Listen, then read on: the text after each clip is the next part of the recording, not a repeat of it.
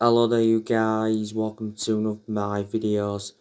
Big breaking news, a European Super League has been announced. I think it was announced yesterday. Now, it's in Sky Sports. It says that Arsenal, Chelsea, Liverpool, Man City, Manchester United and Tottenham have agreed to join a breakaway European Super League. Then it says the new format has been put forward as a rival to the UEFA Champions League, but not as a replacement to domestic leagues. Then it says the 6 Premier League clubs will be joined by AC Milan, Atletico Madrid, Barcelona, Inter Milan, Juventus and Real Madrid. 3 more clubs could join for the inaugural season, which will commence as soon as practicable.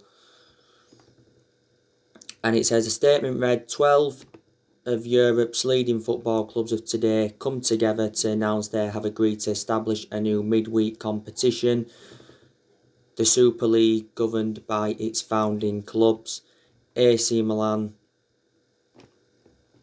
Arsenal FC, so it's gone a bit further down,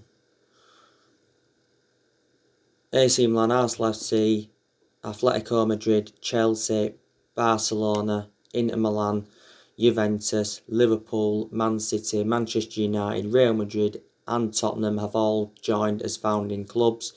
It is anticipated for a further 3 clubs will join ahead of the inaugural season, which is intended to commence as soon as practical.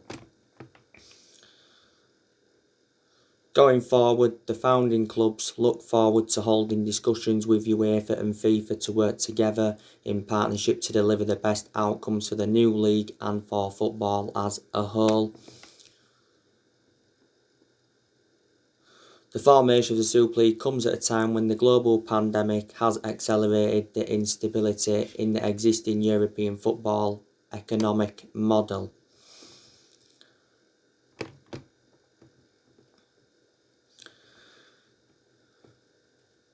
Let's go further down.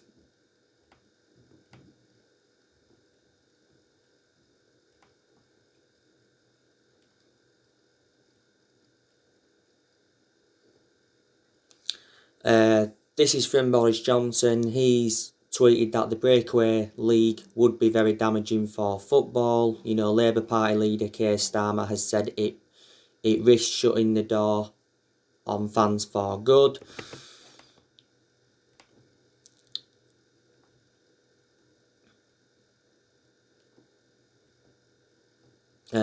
This was Gary Neville on it. I'm not against the modernisation of football competitions.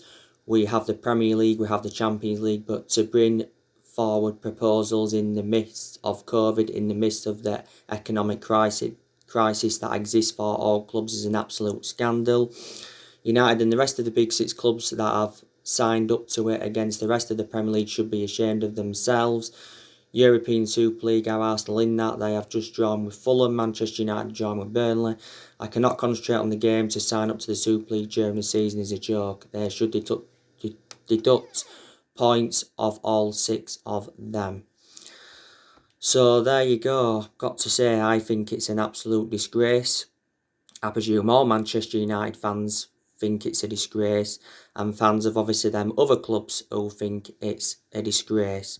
So that means now Manchester United are out of the Champions League.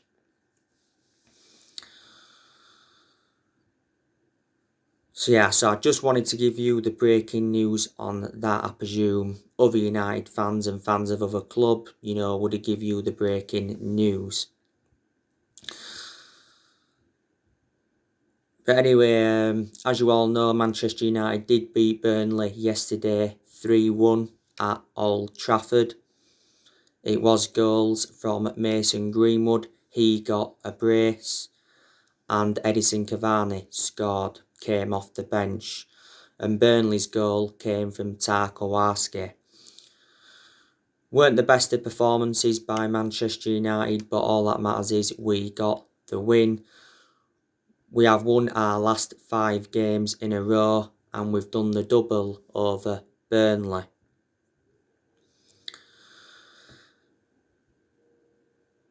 We are second in the Premier League. We are 8 points behind Manchester City.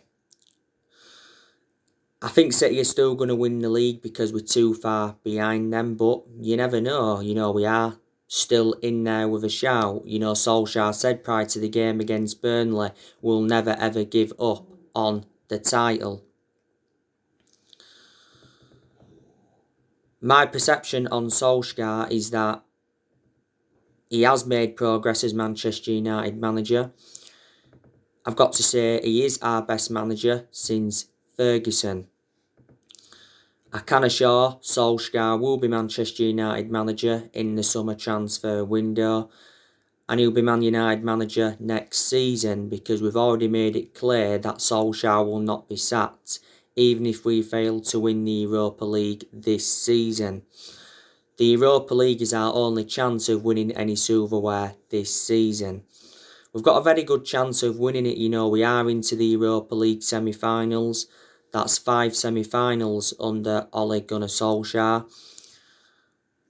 We are going to be playing Roma in the semi-final. Solskjaer recently spoke about Manchester United facing Roma, and he said that Edin Dzeko will pose the biggest threat to Manchester United when we do play them. Solskjaer knows how imperative it is to get his first trophy on the board as Man United manager. We haven't won a trophy since 2017. So if we fail to win the Europa League this season, that'll be exactly 4 years without a trophy. I can assure we'll finish in the top 4 in the league this season. We'll probably get second place. So if we get second place in the league and we win the Europa League, I'll turn around and say that represents a good season for Man United, and that gives us something to build on going on into next season. Next season will be Ole Gunnar Solskjaer's 3rd full season at the club. This is his 2nd full season at the moment. There's been a lot of Manchester United fans demanding Ole Gunnar Solskjaer out for a while now. They've obviously got main explanations why they want him out, but I presume there's still a lot of United fans that are Ole Gunnar Solskjaer in and believes that he needs more time at the club. Like I've said to you before, I do have my concerns about Solskjaer. My 2 biggest concerns about him: he hasn't got a proven pedigree as a manager. And my other concern is his decision making, because analysing a lot of his games as Manchester United manager, he has been tactically naive. But there again, there's been some games where he's showed tactical flexibility, but he's got to show that persistently. Don't get me wrong, there is positives regarding Ole Gunnar Solskjaer. There's a lot of positives, in fact. We're 2nd in the Premier League. We've got a very, very good away record under him in the Premier League. We are unbeaten in our last 23 Premier League away games. We haven't lost away from home in the Premier League for over a year. Solskjaer's got us to the EFL. He got us to the EFL Cup semi-final, got us to the FA Cup quarter-final. He's got us to the Europa League semi-final. Did well last season in his 1st full season, guided us to 3 semi-finals, got us qualification for the Champions League and got us a 3rd place finish, the 2nd highest we've finished since Ferguson. He has made good signings as Manchester United manager. He's spent almost £300 million. Obviously, he's brought the likes of Daniel James and Wan-Bissaka and Harry Maguire in. Also brought Bruno Fernandes in and Odion Ighalo in. Ighalo's no longer at the club because he left in January. Also brought the likes of Donny van der Beek in, Alex Telles, Edison Cavani, Amad Diallo Traore and Facundo Pellistri. Facundo Pellistri went out on loan in January. But Solskjaer's not yet got all the players that he wanted to recommend in. And in that aspect, the blame stems from the board. But like I've mentioned before, the board has been one of the biggest problems at the club for several years, reflecting now poor our recruitment policy's been. We've also overpaid for players. And in general, the managers that we've had since Ferguson retired haven't got the players that they wanted to recommend in. Solskjaer's also got rid of a lot of the deadwood since he come in. I also like the way he has promoted the youth. He's beaten big name managers as Manchester United manager, and we've enjoyed very, very good periods under him where we have seen consistency. Like I've said so many times, I can assure Solskjaer is not the long-term manager for Manchester United. We know that he's already agreed a new 3-year contract worth 30 million. You know, it's likely to be 2 years with an option of an extra one. Solskjaer still has like 1 year left on his current 3-year contract. Solskjaer is aware how big this year's summer transfer window is for him and Manchester United in general. You know, in the summer transfer window, we're going to focus on the incomings and the outgoings, but I'm expecting us to do good business. I'm expecting us to make around 3 or 4 signings, maybe even 5 signings. Now, reports came out earlier on this season saying that Man United will spend big in the summer transfer window, but Solskjaer did mention that he wants to keep transfer dealings quiet. He said earlier on this season that our transfer budget had been revealed and it said it was £80 million. A lot of United fans were shocked in that aspect because we know £80 million is nowhere near enough for us to get the players we want in. I said Solskjaer needs at least £200 million if he's to get the players he wants to recommend in. The summer transfer window will be his 5th transfer window as permanent Man United manager. So far he's enjoyed 4 transfer windows. Solskjaer did warn earlier on this season that we may not do business as usual due to the pandemic, but he said he's interested in bringing in players that will be a perfect fit for the club. Solskjaer should get the backing he deserves in the summer transfer window, because obviously we've got John Murtough, he's our director of football, and it was the right decision by the club getting a director of football in, because I did mention that's one of the structural changes that we needed. And John Murtough, by the way, is our first ever director of football. And we've got Darren Fletcher, he's our technical director, and he knows the club through thick and thin, because he endured 2 decades as a player for Man United. And obviously Woodward, he's standing by Solskjaer. I said earlier on this season that I believe Solskjaer is the right man to lead the club forward.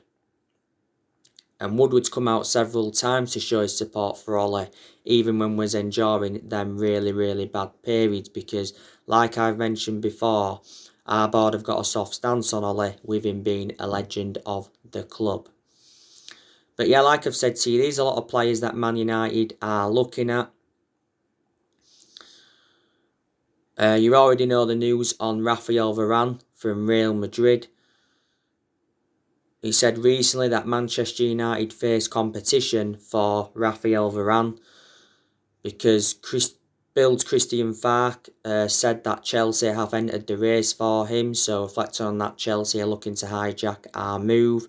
Reports from Spain said a few days ago that Man United were in advanced talks with Rafael Varane. So, reflects on that, it said Rafael Varane to Man United is close. Real Madrid's asking price is £60 million, but we hope to lower Real Madrid's £60 million asking price. It says that we are preparing a transfer bid and Rafael Varane is ready to leave Real Madrid. Now, the Spanish transfer expert Eduardo Inda came out earlier on this season and said that Rafael Varane could be on his way to Man United in the summer. There was narratives coming out earlier on this season saying that Real Madrid are prepared to sell Rafael Varane on one condition: he must inform Real Madrid on his decision to leave. Back in 2018, Woodward was prepared to sanction a £100 million move. But the main explanations I'd take of Varane at Manchester United is because 1, he's a world-class centre-half, 2, he'd complement Harry Maguire in our back line, and 3, he's highly experienced and he's got a good pedigree behind him, reflecting on what he's won. At Real Madrid, he's won 18 major honours and he's made over 300 appearances. Madrid paid just €10 million for Varane from Lens. He's been a long-serving player at Real Madrid. He's been with them now 10 years or almost 10 years. But there's been a few centre-halves on our agenda. It said not so long ago that Solskjaer had drawn up a 6-man centre-back shortlist. A couple of days ago, there was reports coming out from France saying that Man United made contact with Leicester over a possible move for Wesley Fofana. Leicester are demanding £80 million, so we'll have to pay that. So we'll have to pay the exact same fee as what we paid for Harry Maguire back in the summer of 2019. This is Fofana's first season with Leicester. Leicester paid £36.5 million for him from Saint Etienne. He's got a contract with Leicester until 2025. So would you take him at Manchester United? Obviously, he's now proven in the Premier League.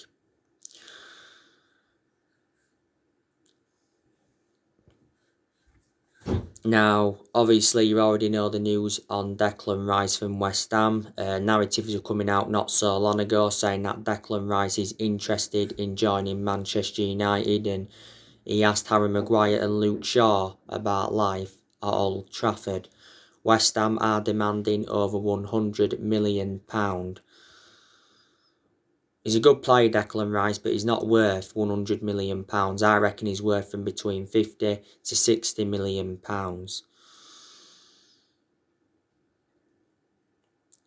It said earlier on this season that Solskjaer agreed with our recruitment team that Declan Rice would be the perfect signing for the club. The main explanations I take him at Manchester United is because he's well proven in the Premier League. You know, still very, very young, got a lot of development in him. And his performances for West Ham have been good, and I'm convinced he can replicate at Man United what he's done at West Ham. And he's predominantly a holding midfielder, and Man United are in search for a holding midfielder. There again, Declan Rice can be deployed as a centre-half. A few weeks ago, it says we was interested in a swap deal involving Declan Rice and Jesse Lingard. Now, yesterday I give you some more news on Ousmane Dembele from Barcelona. It does mention that Man United are one of the favourites to sign Ousmane Dembele, and it does say that we are ahead of Liverpool in the race. Barcelona are willing to accept around 43.3 million for Ousmane Dembele. Now, last year, we wanted to get Ousmane Dembele on loan with the option to buy, but our wishes didn't materialise. But said earlier on this season that we increased our interest in Ousmane Dembele, and we've been monitoring his displays this season. Said earlier on this season as well, we'd been dealt a blow in our chase for Ousmane Dembele, because it said that Ousmane Dembele is likely to stay at Barcelona, and Ronald Koeman hopes he stays at Barcelona. It said Barcelona are willing to offer him a 3-year contract. Fabrizio Romano, who's a very reliable Italian journalist and close to Man United, he said not so long ago that Ousmane Dembele is set to hold talks with Barcelona.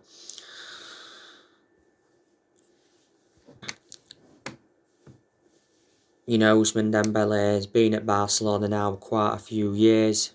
Barcelona got him in a deal worth 135 million from Borussia Dortmund back in 2017. Barcelona paid like £97 million up front. My concern about Ousmane Dembele is that he's injury prone, sustained quite a few injuries at Barcelona. Before Barcelona, he was at Dortmund. Yeah, I thought he was good at Dortmund, and he was also good at Rennes, because he was at Rennes before Dortmund. And you already know the news on Erling Haaland and Jadon Sancho. The players I think could leave Manchester United in the summer transfer window is Edinson Cavani, I hope Edinson Cavani doesn't leave. I want him to stay for next season. I presume all Manchester United fans, or the vast majority of them, want him to stay for next season. I presume Ole Gunnar Solskjaer wants him to stay for next season. Solskjaer did say prior to the Tottenham game he was unsure over Edinson Cavani's future. Not so long ago, he said that we'd been handed a boost in our attempt to keep hold of Edinson Cavani because the Uruguay manager advised Edinson Cavani to stay in Europe. Not so long ago, we held showdown talks with Edinson Cavani over his future at the club. Footballer Insider said earlier on this season that Cavani is willing to take a pay cut to join Boca Juniors, and he's already got a verbal agreement with them apparently, and Boca Juniors are willing to offer him a 3-year contract. Marcos Rojo, who is a former Manchester United player, he's had conversations with Edinson Cavani over a move to Boca Juniors. Earlier on this season, Solskjaer did say that Cavani was closer to Boca Juniors than staying at Man United, and Cavani's father revealed that Cavani was unhappy. He said he didn't feel comfortable in England and he said he wanted to leave. But Cavani has made a fantastic impact since he's come in. In a lot of his games, he's scored good goals. His hold-up play has been good. His movement in and out of the box has been good. But there's also been some games, not many, but there's been some where he hasn't got enough service and he's looked isolated. Got him on a free transfer last summer, signed a 1-year contract with Man United with an option of a 2nd year. A lot of United fans are saying that we need to offload Anthony Martial in the summer because he's been out of form for the vast majority of this season. The chances have been there for Martial, but he hasn't converted them. Earlier on this season, Solskjaer did say he was backing Martial to rediscover his form, and he said he'd been impressed with his work rate. Martial's out with injury. It's very, very likely he's going to be out for the rest of the season. Ole confirmed that not so long ago. I reckon Martial's had 2 good seasons. He was good last season and he was pretty good in his debut season under Louis van Gaal. Martial has been at the club now over 5 years. We got him in a deal worth 54 million from Monaco. Juan Mata, I think there's a very, very good chance that we'll offload him because he doesn't get in our 11. And my element of concern about Juan Mata anyway, he's lost that yard of pace in his 30s. First part of this season, he rejected an 18 million a year contract offer to play in Saudi Arabia. I think Juan Mata's had a good career at Man United. He's been at the club over 6 years. Got him in a deal worth 40 million from Chelsea back in 2014. He was out with injury not so long ago. Donny van der Beek, I'd like us to keep him, but I think we should offload him. The main explanation is because he's not getting enough starts at Manchester United. Most of Donny van der Beek's appearances have come from the bench. He's only started 2 games in the league this season. But he's a very, very good player, and there's obviously been talks of a swap deal involving Donny van der Beek and Adrien Rabiot. Ronald de Boer has actually backed Donny van der Beek to become a success at Man United. And he said earlier on this season that Van der Beek still feels loved at the club, despite his lack of game time. Now earlier on this season it said that Van der Beek wanted to hold showdown talks with Ed Woodward over his future. Because he said that Van der Beek wanted to quit Man United after 1 season due to his lack of game time. ESPN said back in January that we rejected several loan offers for Van der Beek because we was reluctant to let him go. We got him in a deal worth 40 million from Ajax last summer, and he's versatile. He can play in 3 different roles. Nemanja Matic, I think there's a good chance we'll offload him because he isn't one of our first choice midfielders, but he still gets his chances. analysing the vast majority of Matic's games, he's been inconsistent, but there's been some games where he's looked consistent. I think the club made a mistake by giving Matic a new 3-year contract before the start of this season, I think that was. But yeah, he's been at the club almost 4 years, got him in a deal worth 40 million from Chelsea back in 2017. I've always had my strong reservations about Matic because he's always been a slow player.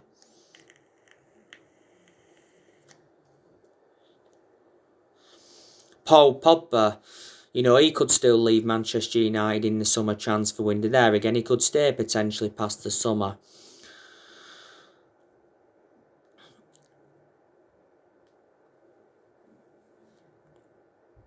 Paul Pogba insists that he's happy at Manchester United.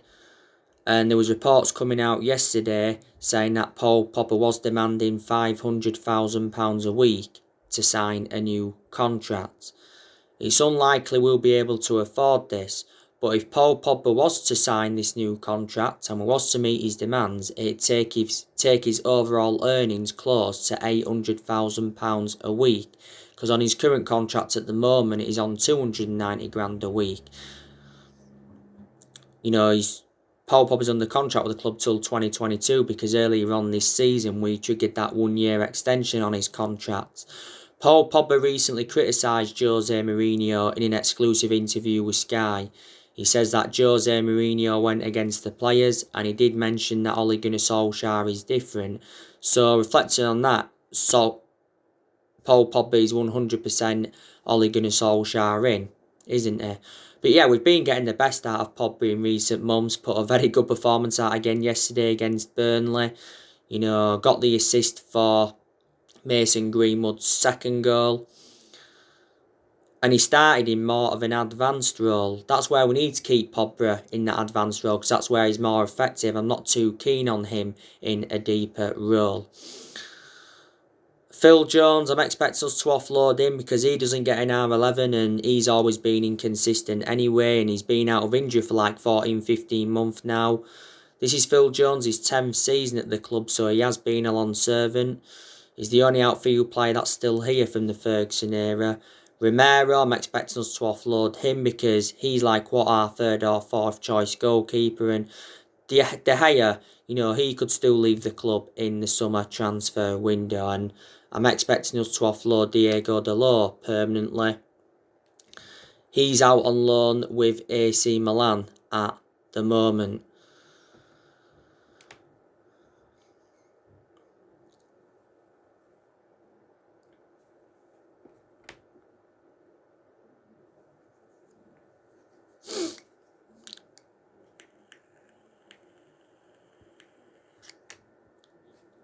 So there you go. But there's a lot of players that will stay at Man United in the summer transfer window, and I reckon there's quite a few players that have got long-term futures at the club.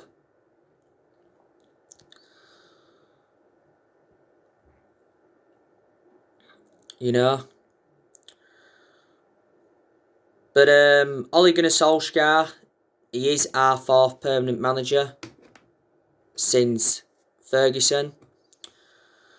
We've sacked 3 managers since Ferguson, and that was David Moyes, sacked him after 10 months. We sacked Louis van Gaal after 2 years, despite him winning the FA Cup, and we sacked Jose Mourinho after 2.5 years, despite him winning 3 trophies in his first season. I think got second in his first season, so you can say we did enjoy one good season under Mourinho. Yeah, we're not even really known as a sacking football club. But yeah, in the last 8 years, Man United have been playing catch-up. We haven't only had different managers with different philosophies. We've spent over £1 billion on players. We've brought around 37 players in since Ferguson retired. Mistakes have been made in general in the last 8 years, and that's why we haven't been as consistent as we'd like to have been. We haven't won the Premier League since 2013. That's 8 years ago now. Like I've said to you already, no one's going to replicate what Ferguson did at the club. Ferguson enjoyed, a 26-27 year tenure at Man United, and he won 30 odd trophies, including 13 Premier League titles, so he brought success to the club. But Fergie didn't settle in straight away because he didn't win out in his first 4 years at Man United. Solskjaer, he's been Man United manager now over 2 years. Like I said, you know, we appointed him in December 2018 and he's been permanent Man United manager since March 2019. The reason we give Solskjaer the job permanently 2 years ago was reflecting how well he did as the interim manager. He was the interim manager for 3 months. But Solskjaer knew when he taken over at Man United it was going to be a massive job, despite him knowing the club through thick and thin. When Solskjaer got appointed in as Man United manager, he did assure that everybody would get their chances to express themselves, including the young players, and more or less everybody has been given their chances. And Solskjaer, you know, reflecting how long he's been here, he's gained some managerial experience, like I've said on my recent videos. He's learned quite a bit on the job. He's tried a few different elements, such as different formations, rotated the squad a lot. So, yeah. So, anyway, guys, what do you reckon to the European Super League news? Let me know in the comments below. Drop your comments, likes below on the channel. If you do, consider subscribe as always, and I'll be back on more videos later on.